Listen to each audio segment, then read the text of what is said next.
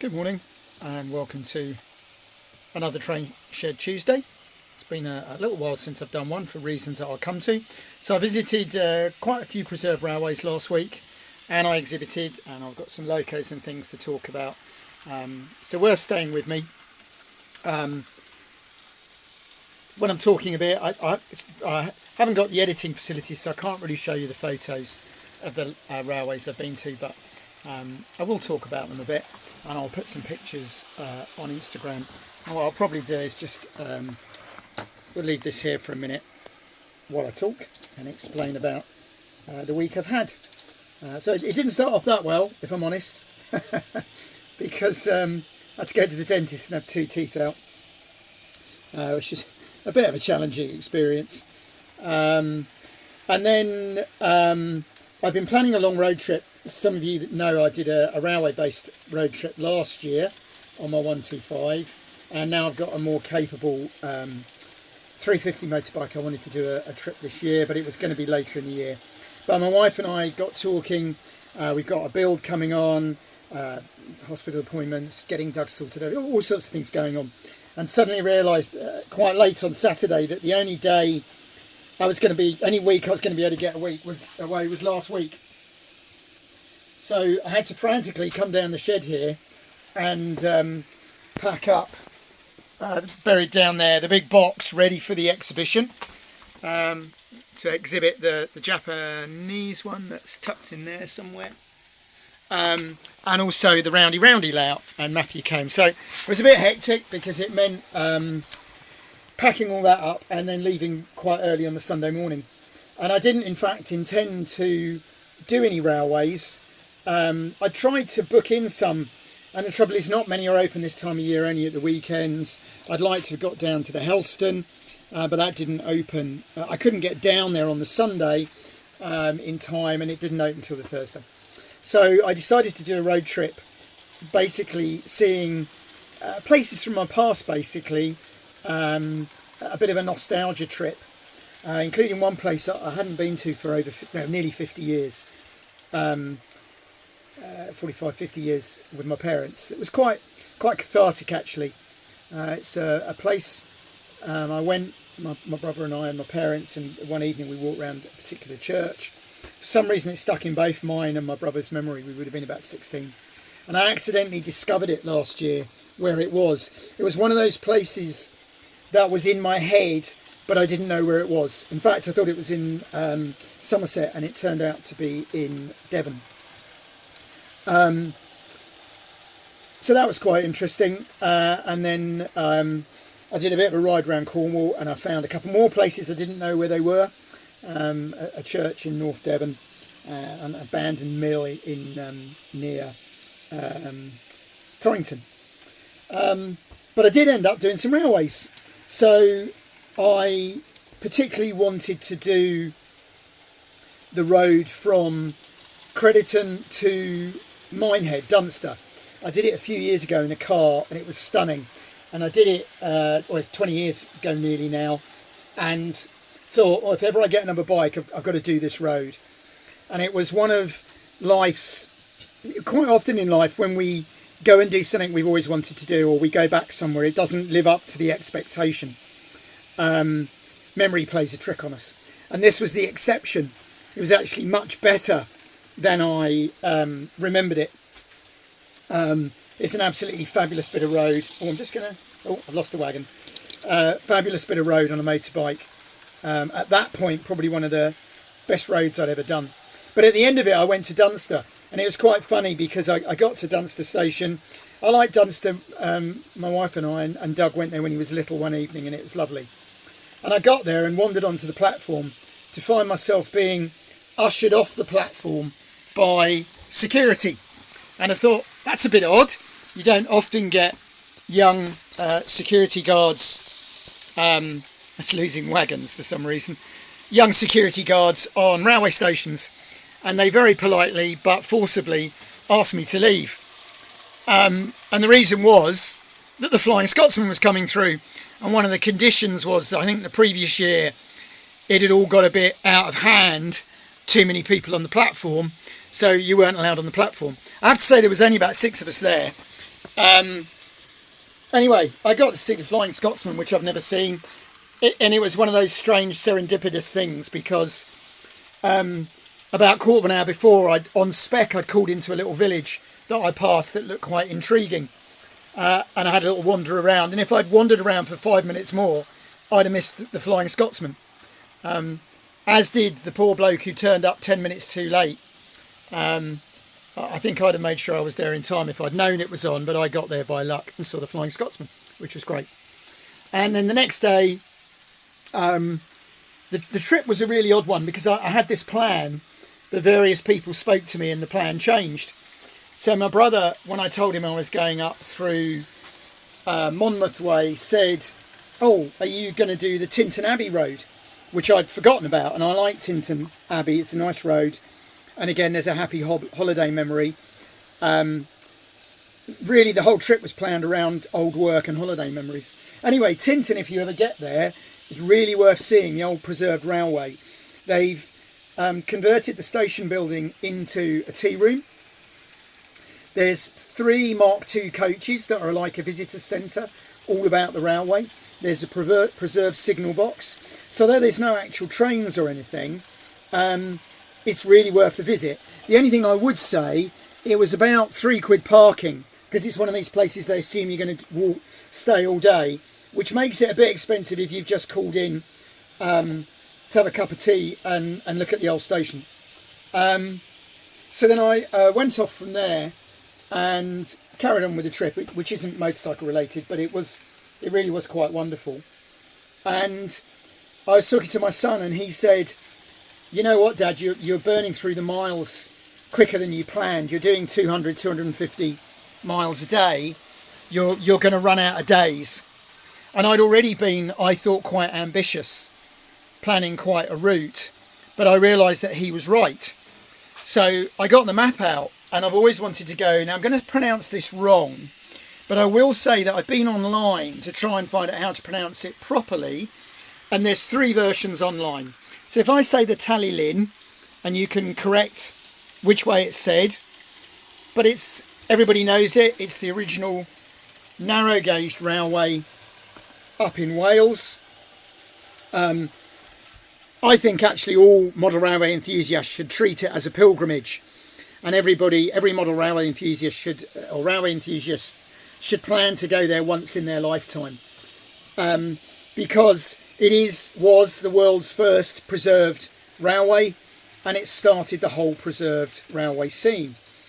It's also a wonderful little railway. It's a little bit like Porthmadog on the, I'm going to say it wrong, but the Festiniog and Welsh Highland.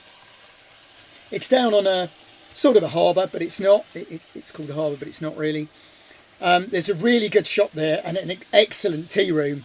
I'd run out of gas, so I couldn't cook breakfast, so I had a superb full vegetarian breakfast there, which was nice. But it's a lovely railway. The buildings and scenery is stunning.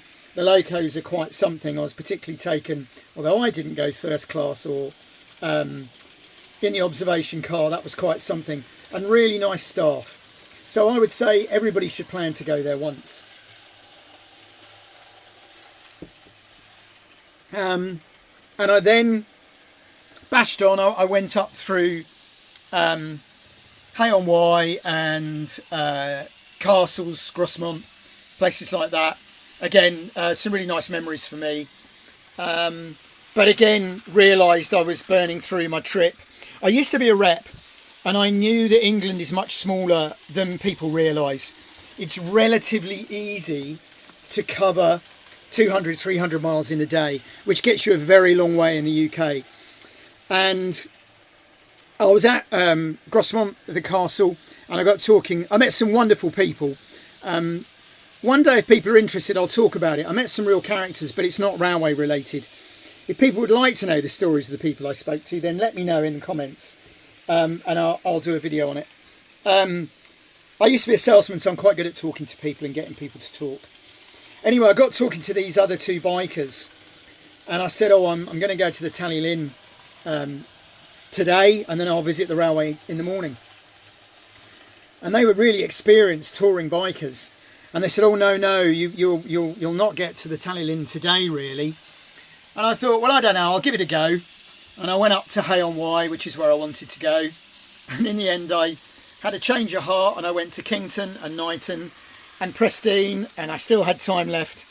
And I bashed on for the Talyllyn. And then I did that. And then I really needed somewhere else to go, and I planned to go and stay with Doug, my son. And he lives at a place called Bishop's Cleeve, which is not far from Gloucester Racecourse. And at Gloucester Racecourse is the Gloucestershire and I want to say Warwickshire, but I don't know if it's Gloucestershire and Warwickshire or Gloucestershire and Worcestershire. Sorry, I should have checked. Anyway, they call themselves the GWR. Another preserved railway, 10 minutes ride from where Doug is. So I thought, fine, what we'll do is we'll go there. So the next day I went there, and that really is quite something as a railway. It's quite long. It rumbles through some really nice scenery. Oh, I should say, by the way, the Talyllyn has a really good museum. I meant to say that earlier. But the Great Western... I'm just going to... That's my phone ringing. That's Doug ringing me. He does this every time I start doing a video. Anyway, it's a great railway. There's some big locos there. We went behind a Hall class one way and a class 20 the other. There's some really interesting locos in the workshops. Some fascinating buildings that have been rebuilt, moved from other locations. I was quite taken with a Bagley Drury XMOD rail car they had there. And I ended up spending the whole day there. So quite a lot of railways, and definitely another one worth seeing. And then when I got home, obviously we had the exhibition at Pevensey, and that was really quite good fun. A few too many traders for my liking, which I think was why the organisers asked me to take 2 layouts. Matthew from Sompton came along, which was very kind of him, and exhibited one of my other layouts. I did meet an awful lot of subscribers. Sorry, I don't remember everybody's name. It was really great to meet you all. Shout out to Sam and his mum, though, who came and had quite a long chat with me. That was really nice. And the good thing was that Matthew sold one of the layouts for me. I was trying to sell both of them. So if anybody's interested in buying my Japanese layout, that you'll know, I want 300 quid for it because there's a lot of work and buildings on it. Let me know. But we sold the other one to a really nice bloke. A really deserving home, somebody where it's going to be really appreciated. So he took it home with him. So I exhibited it and sold it, and it didn't come home. So it was a really good day. So that's why I haven't really been doing any videos, and I haven't really got any model railways done. The only model railways I've done is very briefly yesterday. Somebody did suggest that I put a straight in there to see if this loco would run any better the other way, but it doesn't. But I've left the straight in and added one here because it moves the layout a bit that way, which I'm quite pleased about. I also have decided to put a smaller station in there, and I've got one here that I think I'm going to convert. I got that cheap. Can't remember how much I paid, but I didn't pay that for it. And I've got a few buildings at the show as well, cheap buildings. They were, well, I actually paid £3 each for those. And I also got that building for £1, the corner one there. Now that is going to have the name Flynn's put here. If anybody is any Tron Legacy fans, and me and Doug are huge Tron Legacy fans, that looks a bit like Flynn's Arcade. So that's going to become Flynn's Arcade on there. So there's a few little bits of railway done, and the more observant of you will notice a guilty secret, which is a Cato no-hab. I love no-habs. I think they're fantastic looking locos. They're my favourite. I like the sort of Class 37 vibe. There's a whole range of these that were available brand new. People trying to get more money for them second hand than new, which really annoys me. And I realised that most of the retailers were... I'm going to bring it around the front and stop it. I realised that most of the retailers were discounting them. And when I started checking stock levels, that's because once the stock's gone, it's gone. And the trouble is with Cato, like all the suppliers, when it's gone, it's probably gone. Just going to stop this along here somewhere. Excuse the shaky camera angle. So this is was the most expensive loco I've ever bought. I did treat myself to it, but I rather like that colour scheme. Danish Railways, it's a superb runner, and it will probably be one of the last locos I'll buy. I've got to the stage now where I've sold most of the 00 that I don't need. There's a few more to go. I have more than enough N gauge now to do what I need to do. I've got 009 floating around now. I've got some O floating around. I've got some HO. I've got some HO bodies, chassis that I intend to do in the future, a project with 1 1/35 scale. So I really don't need anything. So selling the layout obviously gave me the funds as well to buy that loco. So a really busy railway week, just not model railways. But I'm hoping, the build's got a bit complicated. We're having to do some work ourselves now on the build. So I don't know how much railways I'll get done in the next few weeks, but I'll try and do an update. I'm really hoping to get in here at some point in the next week, get this glued down, now that I've got that sorted, and start putting some scenery down, if I don't get distracted running trains. So it's a bit of a ramble this week. I don't suppose many of you are still with me, but quite a week for me. The long bike trip was something I've wanted to do pretty much all my life. When I was a young man, a teenager, I had the plan, and life gets in the way, and never got to do it. I got to do lots of other fabulous things. I'm not complaining. Most of the army cadets were always pretty amazing. And my good lady wife knows it mattered to me, and I did the trip last year, but the bike was a bit small, and I really wanted to get this year and ride. And the ride, particularly the ride, I did a couple of good rides. I did the one I mentioned, the one from Crediton down to Oakhampton was pretty amazing. Wales is just, it's obscene really. It's just long, sweepy, bendy roads going up and down with no traffic. You know, I live in the southeast of England. You never get no traffic, even on minor country roads. And I did an hour and a half out of Wales. I might have seen half a dozen cars. So it was quite an experience for me. It really was. And to see some really great railways as well made the week quite special. And to finish it off with the exhibition was great. So got to start planning now for next year's exhibition. I've got obviously something, and the Bluebell have kindly invited me. I want to do something different. I'm still kicking ideas around. The Japanese layout worked much better this time. I had it lifted up, but I'm not sure that's the way to go. N-gauge was great. It was great getting some people converted to shunting in N-gauge. I think it was a bit intimidating for some people being small. I really don't want to do 00. That's been done to death. I've got an idea for HO, and I've got an idea for O. So we will see. I'm going to give myself about 6 months to work on this layout, and then I will then have to crack on with coming up with something different for the exhibitions.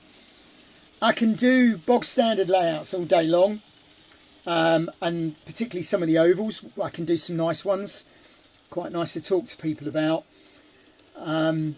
I did like giving people the chance to have a go though of running shunting. Running trains is all very well, but it's fast and slow, isn't it? Shunting's a bit different, you know. So I'm unsure at the moment. I don't want to just be yet another model railway layout out there on the exhibition circuit, however clever the scenery or the setting. I want it to be interactive, and I want it to be different, which I've kind of done with the Japanese, so I need to move on from that. So there you go. I hope a few of you are still watching. I think I'll probably get more than the average YouTube 30 seconds. That's the teen. I was very wobbly, sorry. That's the teenagers. That's Doug's generation. I think the older generation probably a bit more patient. We probably carry about 30% of people, I think, through to the end of videos. So that's great. And I'll try and get back to doing model railway videos for next week. So there we go. Thank you as always for watching, and I'll speak to you again soon.